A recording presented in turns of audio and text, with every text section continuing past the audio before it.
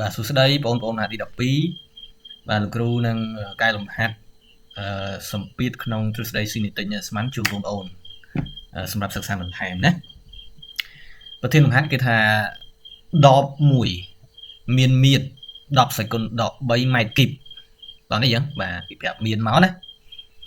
ហើយគេថាដបហ្នឹងផ្ទុកឧស្ម័នអុកស៊ីសែនបាទអត់មានណូទេបាទកន្លែងនេះគឺ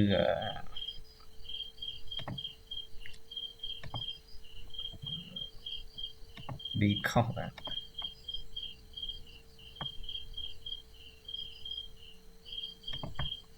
បាទនេះសំលុបចោល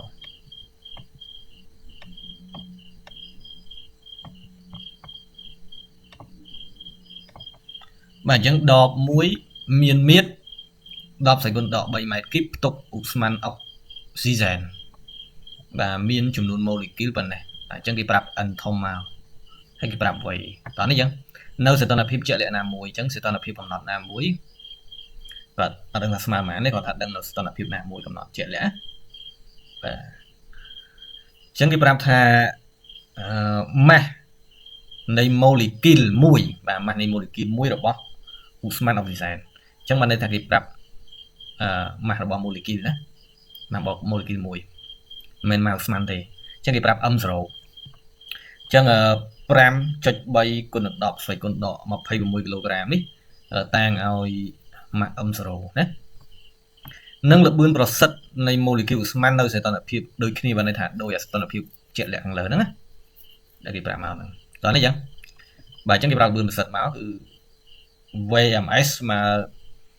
400ម៉ែត្រក្នុង1វិនាទីអញ្ចឹងគេឲ្យកណនាកសម្ពាធឧស្ម័ននៅក្នុងដបបាទនេះគេឲ្យកណនាសម្ពាធក្នុងដបនិងខកណនាសីតុណ្ហភាពរបស់ឧស្ម័នបាទអញ្ចឹងសំណួរយើងមាន2ករកសម្ពាធខរកសីតុណ្ហភាពរបស់ឧស្ម័នតោះនេះអញ្ចឹងសីតុណ្ហភាពដែលគេប្រាប់នៅសីតុណ្ហភាពជាក់លាក់ហ្នឹងដែលយើងដឹងស្មើប៉ុន្មានយើងត្រូវតែកណនាវាតោះនេះអញ្ចឹងបាទអញ្ចឹងក្នុងនេះគេប្រាប់មៀតគេប្រាប់ចំនួនម៉ូលេគុលហើយគេប្រាប់ម៉ាស់ m0 ម៉ាស់ម៉ូលេគុល1ណាបាទហើយគេប្រាប់ល្បឿនប្រសិទ្ធបាទអញ្ចឹងគេសួររកសម្ពាធតើយើងត្រូវប្រើរូបមន្តណាបាទកាលណាតកតងនឹងមៀតកាលណាតកតងនឹងចំនួនម៉ូលេគុលម៉ាស់របស់ម៉ូលេគុលមួយនិងល្បឿនប្រសិទ្ធនោះយើងត្រូវប្រើរូបមន្តសម្ពាធបាទដែលកើតមានក្នុងទ្រឹស្ដីស៊ីនីតិស្មានបាទអញ្ចឹងកុំឲ្យខាតពេលយើងចូលទៅកាន់ដោះស្រាយអញ្ចឹងសម្ពាធឧស្ម័ននៅក្នុងដបអញ្ចឹងគេប្រើរូបមន្តនេះបានយើងបានស្រាយចេញនៅក្នុងសម្ពាធទ្រឹស្ដីស៊ីនីតិស្មានណាបាទយើងស្រាយបានប៉ុណ្ណឹងអញ្ចឹងគេមាន P ស្មើ2/3គុណនឹង n លើ v គុណនឹង kV អញ្ចឹងណាបាទអញ្ចឹងគេប្រាប់ចំនួនម៉ូលេគុលមកគេប្រាប់មៀតមកតែយើងអត់ស្គាល់តម្លៃមធ្យមនៃថាមពលស៊ីនីតិយើងអត់ស្គាល់ទេគេប៉ុន្តែគេប្រាប់ល្បឿនប្រសិទ្ធអញ្ចឹងយើងត្រូវដឹងថាតម្លៃថាមពលស៊ីនីតិមធ្យមរបស់ម៉ូលេគុលមួយគឺស្មើ1/2 m0 បាទ v ការ៉េបាទ av ណាបាទអាហ្នឹងយើងអានថាតម្លៃមធ្យមនៃការ៉េល្បឿនបាទឬក៏ការ៉េល្បឿនមធ្យមក៏បានដែរតម្លៃមធ្យមនៃការ៉េល្បឿនណាស្មើនឹង1/2 m0 បាទ vms ការ៉េតោះនេះចឹងបាទល្បឿនប្រសិទ្ធការ៉េអញ្ចឹងយើងត្រូវយកតម្លៃមធ្យមនៃថាមពលស៊ីនីតិជួសវាដោយកន្សោមប៉ុណ្ណេះហេតុអីមិនជួសកន្សោមមកដោយសារយើងអត់ស្គាល់អញ្ចឹងយើងស្គាល់តែល្បឿនប្រសិទ្ធទេតោះនេះចឹងអញ្ចឹងយើងយកវាមកជួសមកគេទាញបានការយើងយកជួសវាដោយប៉ុណ្ណេះបាទអញ្ចឹងយើងបាន P ស្មើ2/3បាទ n លើ v គុណនឹងតម្លៃមធ្យមនៃថាមពលស៊ីនីតិហ្នឹងយើងចំនួនវាដោយ1/2 m0 vms ការ៉េណាបាទ m0 ជាម៉ាស់របស់ម៉ូលេគុលនីមួយៗនៃឧស្ម័នតោះនេះចឹងឬក៏ម៉ាស់នៃម៉ូលេគុលមួយរបស់ឧស្ម័នបាទអញ្ចឹងយើងឃើញថានេះឥឡូវមាន2ក្រោមមាន2យើងសម្រួលចោលសល់1/3ណាហើយ m0 គុណទៅបាទអញ្ចឹងសល់1/3 n m0 vms ការ៉េចែកនឹងមៀតបាទនេះឃើញទេបាទតោះនេះចឹងអញ្ចឹងក្នុងសមត្ថកម្មគេប្រាប់មៀតមកគឺ v ស្មើ10សេគុណដក3ម៉ែត្រគីបហើយគេប្រាប់ចំនួនម៉ូលេគុលគឺ3គុណនឹង10ស្វ័យគុណ22ម៉ូលេគុលណាហើយម៉ាស់របស់ម៉ូលេគុលនីមួយៗគេប្រាប់មកគឺ m0 ស្មើនឹង 5.3 គុណនឹង10ស្គុណដក26គីឡូក្រាមក្នុង1ម៉ូលេគុលបានន័យថា ក្នុងមួយ molecule បាទ molecule មួយហ្នឹងមាន mass ប៉ុណ្ណឹងបាទ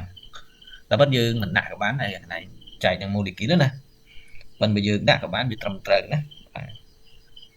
វាច្បាស់លាស់បញ្ជាក់ថាហ្នឹងគឺមួយ molecule មាន mass ប៉ុណ្ណឹងតោះនេះអញ្ចឹងបាទហើយនឹងគេប្រាប់ល្បឿនប្រសិទ្ធមក400 ម៉ែត្រក្នុង1វិនាទីណាបាទអញ្ចឹងយើងយកតម្លៃទាំងអស់នេះជួសជុលមកព្រោះសកម្មយើងស្គាល់អស់ហើយអញ្ចឹងយើងនាំឲ្យ P មកអញ្ចឹង n នេះជំនួសវាដោយប៉ុណ្ណេះមកហើយ m0 នេះយើងជំនួសវាដោយប៉ុណ្ណេះមកតោះនេះយ៉ាងហើយ vmi ការ៉េនេះយើងជំនួសវាដោយប៉ុណ្ណឹងបាទហើយ v នេះជំនួសវាដោយប៉ុណ្ណេះអញ្ចឹងយើងបានប៉ុណ្ណឹងតោះនេះយ៉ាងអញ្ចឹងយើងបានប៉ុណ្ណឹងអញ្ចឹងយើងគុណភាគយកទៅបាទគុណភាគយកហើយតមកទៀតយើងគុណភាគបែកហើយយកភាគយកចែកនឹងភាគបែកមកយើងស៊ីសងຂະຫນາດមកយើងនៅសល់ 8.48 គុណ10គុណ4គីឡូក្រាមក្នុង1ម៉ែត្រវិនាទីការ៉េបាទអញ្ចឹងណាប៉ុន្តែបើយើងគិតតាមຂະຫນາតវិភាគទៅយើងឃើញថា1ញូតុនម៉ែត្រការ៉េ1ញូតុនក្នុង1ម៉ែត្រការ៉េហ្នឹងស្មើនឹង1គីឡូក្រាមក្នុង1ម៉ែត្រគុណនឹងវិនាទីការ៉េអញ្ចឹងប៉ុណ្ណឹងយើងជំនួសវាដោយញូតុនក្នុង1ម៉ែត្រការ៉េអញ្ចឹងដូច្នេះសម្ពាធដែលយើងរកឃើញសម្ពាធស្មើដែលយើងរកឃើញនៅក្នុងដបគឺP មានតម្លៃស្មើនឹង 8.48 បាទគុណនឹង10សេគុណ4ញូតុនក្នុងម៉ែត្រការ៉េឬយើងគិតជាប៉ាស្កាល់ក៏បានដែរតោះនេះអញ្ចឹងបាទប៉ាស្កាល់ក៏បានដែរបាទអញ្ចឹងយើងចូលដល់សំណួរខគេឲ្យយើងគណនាសីតុណ្ហភាពអញ្ចឹងក្នុងការគណនាសីតុណ្ហភាពយើងអាចគណនាតាមពីររបៀបបាទរបៀបទី1យើងអាចប្រើរូបមន្តល្បឿនប្រសិទ្ធនៃ molecule ស្មើណាអញ្ចឹងនេះរបៀបទី1ហើយរបៀបទី2យើងប្រើសម័យការភាពនៃស្មានបរិសុទ្ធអញ្ចឹងរបៀបទី1យើងប្រើរូបមន្តល្បឿនប្រសិទ្ធមកគឺ VMS ស្មើរឹសការ៉េនៃ 3kBt ចែកនឹង m0 បាទតោះនេះអញ្ចឹង kB គេអត់ប្រាប់ទេបើតែយើងត្រូវចាំបាទ kB ជា table ស្មានដែលមានតម្លៃស្មើនឹង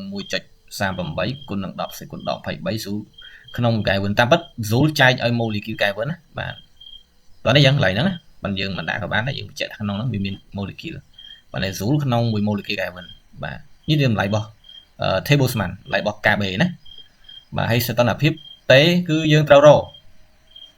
អញ្ចឹងយើងចង់បានសីតុណ្ហភាពតេអញ្ចឹងយើងមានរូបមន្តប៉ុណ្ណឹងយើងទាញរកតេមកបាទតោះនេះយ៉ាងចេះទាញបាទចេះទាញអត់កន្លែងហ្នឹងបានន័យថាយើងលើកអង្គសងខាងជាការ៉េទៅតមកទៀតយើងទាញរកតេបាទអញ្ចឹងយើងទាញរកតេបានប៉ុណ្ណឹងតោះនេះអញ្ចឹងបាទបានប៉ុណ្ណឹងយើងដោយ kB ស្មើប៉ុណ្ណឹងណាចុះ m0 មិនបានយើងអត់ប្រាប់ព្រោះកាលណាយើងប្រាប់នៅសំណួរខាងលើហើយយើងរាយរាប់ហើយ m0 vmi យើងប្រាប់ហើយអស់ហើយម្ដងហើយយើងមិនបាច់ចាំប្រាប់ម្ដងទៀតទេអញ្ចឹងដូចនេះយើងប្រាប់តែណាដែលយើងមិនទាន់បានប្រាប់អញ្ចឹងដូចជា kB នេះយើងអត់បានប្រាប់ទេយើងអាចប្រាប់វាមកវិញណាបាទប្រាប់វាបាទប្រាប់តម្លៃរបស់វាអញ្ចឹងដោយសារ m0 យើងប្រាប់ខាងលើហើយ vmi យើងប្រាប់ខាងលើមិនបាច់ប្រាប់ឡើងវិញទេអញ្ចឹងយើងជួសវាទៅបាទកន្លែង kB យើងជួសវាដោយប៉ុណ្ណឹងតោះនេះអញ្ចឹងហើយ m0 យើងជំនួសវាដោយ 5.3 គុណនឹង10គុណដល់21គីឡូក្រាមក្នុង1 molecule បាទហើយកន្លែង vmi ការ៉េយើងជំនួសដោយ400ម៉ែត្រក្នុងវិនាទីលើកជាការ៉េបាទហើយចែកនឹង3គុណនឹង 1.38 គុណនឹង10គុណដល់23 Joule ក្នុង1 Kelvin តែពិត Joule ក្នុង1 molecule Kelvin ណាបាទហើយ molecule យើងសម្រួលចោលតោះនេះអញ្ចឹង molecule សម្រួលចោលអញ្ចឹងយើងស៊ីសងຂະຫນາតទៅហើយយើងគណនាគុណភាគយកខាងលើហើយគុណភាគបែកខាងក្រោមយើងយកភាគយកចែកភាគបែកមកយើងឃើញ204.8 Kelvin ណាបាទរបៀបទី2យើងប្រើតាមសម័យការភាពនៃស្មានបរិសុទ្ធគឺ PV ស្មើ NKBT បាទយើងទីរតេមកយើងបាន PV ចែក NKB បាទដោយសារនេះគុណអញ្ចឹងយើងរុញទៅអង្គទី1ទៅយើងបាន PV ចែក NKBT ណាបាទអញ្ចឹងក្នុងសមត្ថកម្មយើងបានប្រាប់ V ម្ដងហើយយើងបានប្រាប់ N ម្ដងហើយយើងមិនប្រាប់ទៀតទេដូច្នេះយើងប្រាប់តែ P ហើយនឹង KB ទេអញ្ចឹង P គឺយើងរកឃើញ 8.48 គុណ10គុណ4ញូតុនម៉ែត្រការ៉េហើយ KB មានតម្លៃ 1.38 គុណ10គុណដល់23 Joule ក្នុង1 molecule Kelvin អញ្ចឹងណាបាទអញ្ចឹងយើងយកតម្លៃទាំងអស់ហ្នឹងយកមកជួសទៅជួសក្នុងនេះបាទជួសក្នុងសម័យការដែលយើងទីបាននេះជួសមកយើងគណនាមកយើង ស៊ីសងຂະຫນາດមកយើងសរសេរ 204.8 Kelvin បាទដូច្នេះសីតុណ្ហភាពរបស់ស្មានជាក់លាក់នេះគឺមានតម្លៃស្មើនឹង